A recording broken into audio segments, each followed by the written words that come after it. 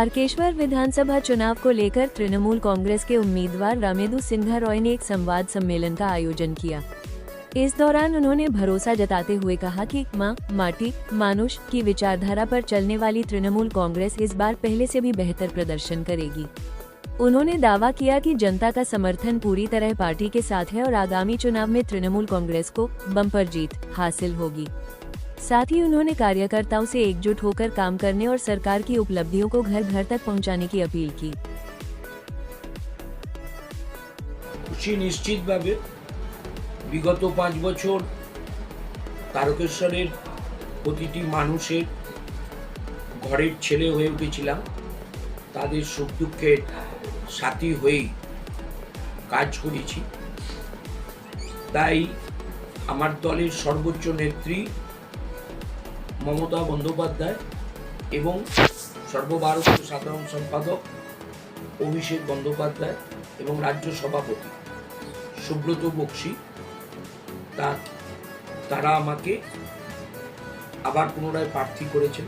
আমি প্রথমেই তাদেরকে, বিশেষ করে আমার দিদি, বাংলার মা, আমার নেত্রী মমতা বন্দ্যোপাধ্যায়কে প্রণাম জানাই, বক্সিদাকে প্রণাম জানাই, অভিষেক বন্দ্যোপাধ্যায়কে আমার অনেক অনেক শুভেচ্ছা ও অভিনন্দন জানাই। নাই একেবারে নিশ্চিত হওয়া,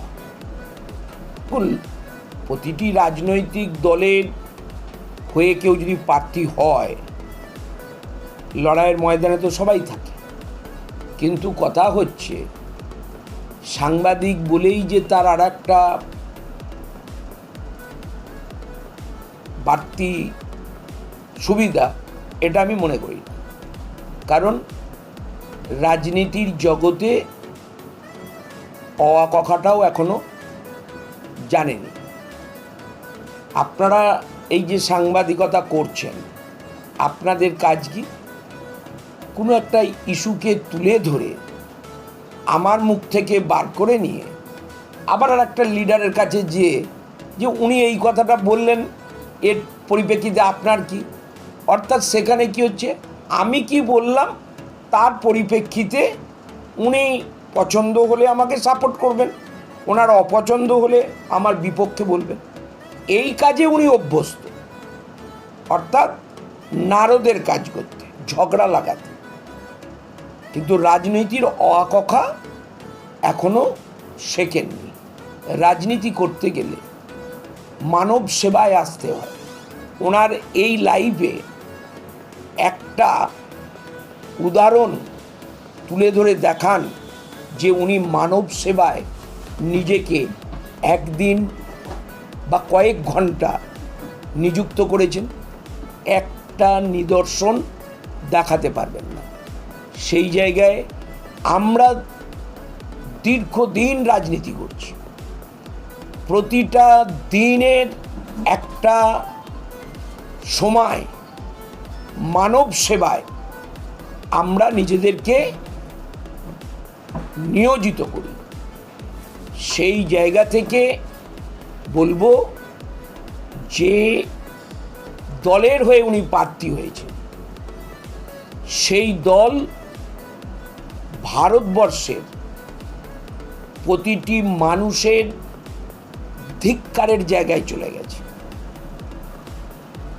পশ্চিমবাংলার মানুষের কাছে এই বিজেপি দল একটা ঘৃণ্য, চক্রান্তকারী, জনবিরোধী,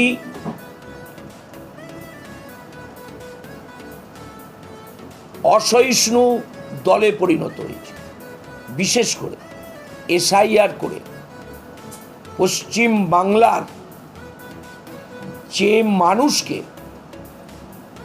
বাদ দিয়ে এই ভোট করাতে চাইছে, তা বাংলার 9 থেকে 90 সব মানুষ বুঝে গেছে। নবীনের লড়াই বলে কিছু নয়। এখানে মমতা বন্দ্যোপাধ্যায় দীর্ঘ 15 বছরে যে উন্নয়ন বাংলার প্রতিটি স্তরে স্তরে করেছেন, সেই উন্নয়নকে সামনে রেখে ভোট হবে। আর বিগত 5 বছর এই তারকেশ্বরের মানুষের সুখ দুঃখের সাথী হয়ে এই তারকেশ্বরের যে উন্নয়ন করেছি তার ওপরে ভোট হবে। আর ভোট হবে বিজেপির জনবিরোধী, বিজেপির এই SIR এর মধ্য দিয়ে বাংলার 1 কোটি মানুষকে ভোটাধিকার কেড়ে নিয়ে তাদের বাইরে রেখে ভোট করানোর চক্রান্তের বিরুদ্ধে ভোট হবে। বাংলার মনীষীদের অপমান করার বিরুদ্ধে মানুষ ভোট দেবে। বাংলাভাষী মানুষদেরকে আমাদের বিজেপির যেখানে ডবল ইঞ্জিনের সরকার, সেখানে যে বাংলাভাষী মানুষদের ওপর অত্যাচার, এমনকি পিটিয়ে মেরে দিচ্ছে, তার বিরুদ্ধে ভোট হবে। 100 দিনের কাজ যা আইন স্বীকৃত, ইচ্ছা করে কেন্দ্রীয় সরকার মানে এই বিজেপি বন্ধ করে রেখেছে, তার বিরুদ্ধে ভোট হবে। আবাস যোজনার টাকা কেন্দ্র অর্ধেক দেয়। 2017-18 বর্ষের পর এ পর্যন্ত পশ্চিমবাংলার গরিব মানুষদেরকে এই আবাস যোজনার একটা টাকাও দেয়নি। এর বিরুদ্ধে মানুষ ভোট দেবে। গ্রামীণ রাস্তাঘাটে প্রাপ্য টাকা কেন্দ্রীয় সরকার দেয়নি, এর বিরুদ্ধে মানুষ ভোট দেবে। সর্বোপরি অপরাজিতা বিল যা রাজ্য সরকার তৈরি করে বিধানসভায় পাশ করে রাজ্যপালের সম্মতিতে পাঠিয়েছিল, তা কেন্দ্র সরকার মানে বিজেপির সরকার সেই বিল তারা আইনে পরিণত করতে দিল না। অর্থাৎ মহিলারা সুরক্ষিত থাকুক, এটা বিজেপি চায় না। আজকে জলের মতন পরিষ্কার হয়ে গেছে, এর বিরুদ্ধে ভোট হবে। এর কোনো উত্তর আপনাদের ওই সাংবাদিক বন্ধুর আছে? যে মানুষটা ভোট দিতে পারবে না, তার ভোটাধিকার ফিরিয়ে দিতে পারবে? দিয়ে ভোটটা করা যদি হিম্মত থাকে, এর বিরুদ্ধে আজকে বাংলার মানুষ জোট বেঁধেছে। আমি বিধায়ক, আমার তৃণমূলের সাপোর্টাররা ভোট দিয়ে তাই বিধায়ক করেছিল, কিন্তু যখন আমি বিধায়ক হয়েছি আমার এই অফিসে এখানেতে সমস্ত রাজনৈতিক দলের ভোট দেয়া ব্যক্তিরা যে যখন এসেছে তাদের পাশে 365 দিন 5 বছর থেকেছি। সুতরাং আগেই বললাম যে এই 365 দিন মানুষের পাশে থাকার জন্য তাদের বাড়ির ছেলে হয়ে উঠেছি। সুতরাং তারা আমাকে চাইবে, আমি কৃতজ্ঞ তাদের কাছে। আর তারা দেখেছেন, কারণ যখন করোনায় মাননীয় মুখ্যমন্ত্রী তিনি একমাত্র রাস্তায়, কিভাবে মানুষ খাবে, কিভাবে তাদের চিকিৎসা হবে, আর আমি আমার তারকেশ্বর এলাকায় আমি সমস্ত প্রমাণ দিয়ে দেব আপনাদেরকে যে মানুষ কি খাবে, কিভাবে চিকিৎসা হবে। রক্তের সংকট হয়েছে, আমি ওই পিরিয়ডে 7 দিন রক্তদান শিবির, টানা 7 দিন করে ব্লাড ব্যাংকে রক্ত জুগিয়েছি। এবং এই তারকেশ্বর বিধানসভার এবং দনিয়াকালীর কিছু অংশে আমি প্রতিটি প্রান্তরে প্রান্তরে মানুষকে মুদিখানার মালপত্র সহ, সবজি সহ, চাল আলু সহ খাবার জুগিয়েছি। তো সুতরাং এই মানব সেবাই আমার ধর্ম। এছাড়াও যে কোনো ধর্মের পূজা পার্বণে তাদের পাশে থাকি। আমাদের সরকার কোভিড পিরিয়ডে যখন দুর্গা পূজা বন্ধ হয়ে যাবার জায়গায় মাননীয় মুখ্যমন্ত্রী নিজে চিন্তা করেছেন যে আমি যদি দুর্গা পূজা কমিটির পাশে না থাকি পূজা হবে না। তা সেই জায়গায় সিপিএম বিজেপি যৌথভাবে কোর্টে যেয়ে বন্ধ করার চেষ্টা করেছে।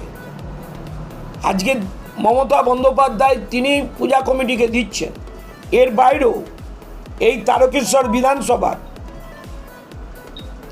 50টি দুর্গাপূজা কমিটিকে আমি আমার সামর্থ্য থেকে তাদের পাশে দাঁড়িয়ে তাদের সহযোগিতা করি।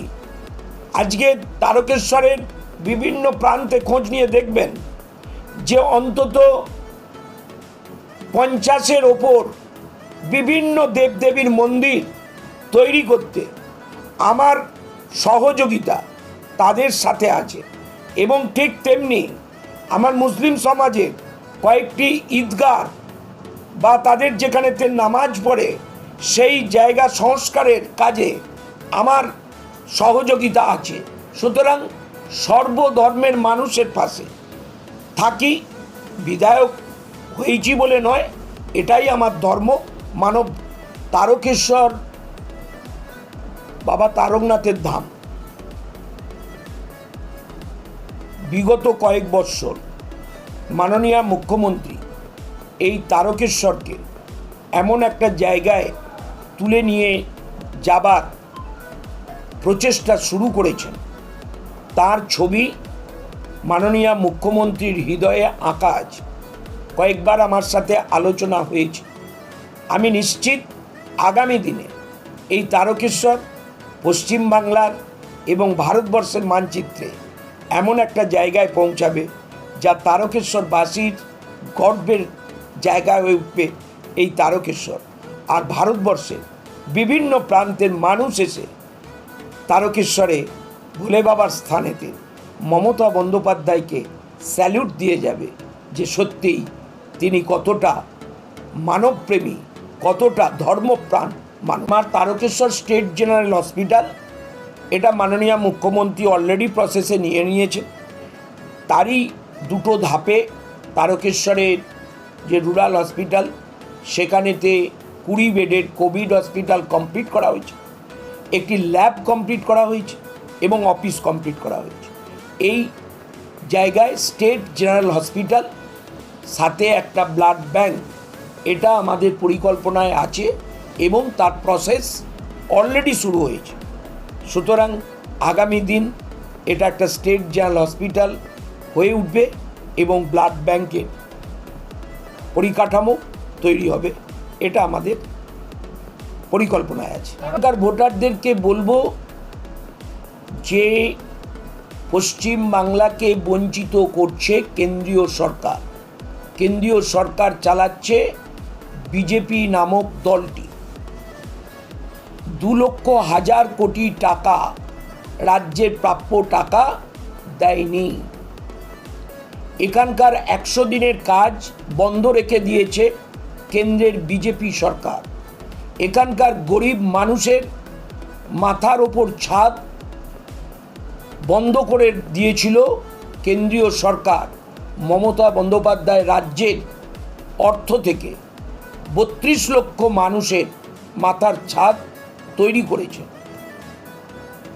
আরও বলবো যে 2 কোটি চাকরির প্রতিশ্রুতি দিয়ে আজকে এই 15 বছরের তারকেশ্বরে যদি সার্ভে করা হয়, স্টেট গভর্নমেন্টের বিভিন্ন সংস্থায় কতজনের চাকরি হয়েছে, আর ঠিক সেন্ট্রালে বিভিন্ন সংস্থায় কতজনের চাকরি হয়েছে, দুধ কা দুধ পানি কা পানি পুরো পরিষ্কার হয়ে যাবে। সেই জায়গায় কালো টাকা উদ্ধারের নামে নোটবন্দি করে বলেছিল 15 লক্ষ করে টাকা মানুষের অ্যাকাউন্টে দেব। এই যে জুমলা, এই যে ধাপ্পা, এই যে মিথ্যাচার, তা মানুষ পরিষ্কার হয়েছে। মানুষকে বাঁচিয়ে রেখেছে মমতা বন্দ্যোপাধ্যায়। হঠাৎ করে গ্যাসের দাম বৃদ্ধি, আবার সার্কুলার দিয়েছে যে 45 দিনের আগে কেউ বুক করতে পারবে না। এ তো মানুষকে মেরে ফেলার পরিকল্পনা। সুতরাং বাঁচাচ্ছে মমতা একেবারে শিশু থেকে বৃদ্ধ সবার পাশে। 95টা প্রকল্পের মধ্য দিয়ে সমৃদ্ধ করেছে এই মমতা বন্দ্যোপাধ্যায় বাংলার প্রতিটি মানুষকে। তাই বলবো, বাংলার যারা বসবাস করেন, যে ধর্মের মানুষ হন, যে ভাষার মানুষ হন, যে জাতির মানুষ হন, যে বর্ণের মানুষ হন, আপনারা বাংলায় থাকতে থাকতে প্রত্যেকে বাঙালি হয়ে উঠেছেন। আর এই বাংলাকে, বাংলার মা তার স্নেহময়ী আঁচলের তলায় সকলকে সুরক্ষিত রেখেছেন এবং সকলকে ভালো রেখেছেন। তাই আগামী দিনে প্রত্যেকে নিজের ভোট, নিজের পরিবারের ভোট, নিজের আত্মীয় স্বজনের ভোট, বন্ধু বান্ধব যে যেখানে পরিচিত আছে প্রত্যেকের ভোট জোড়া ফুলে দিয়ে বাংলার 294টা আসনেই তৃণমূল প্রার্থীদের জয়যুক্ত করুন, যাতে মমতা বন্দ্যোপাধ্যায় এই বাংলার অস্মিতা, বাংলার গর্ব, বাংলার ঐতিহ্য ভারতবর্ষের বুকেতে মাথা তুলে দাঁড় করাতে পারে।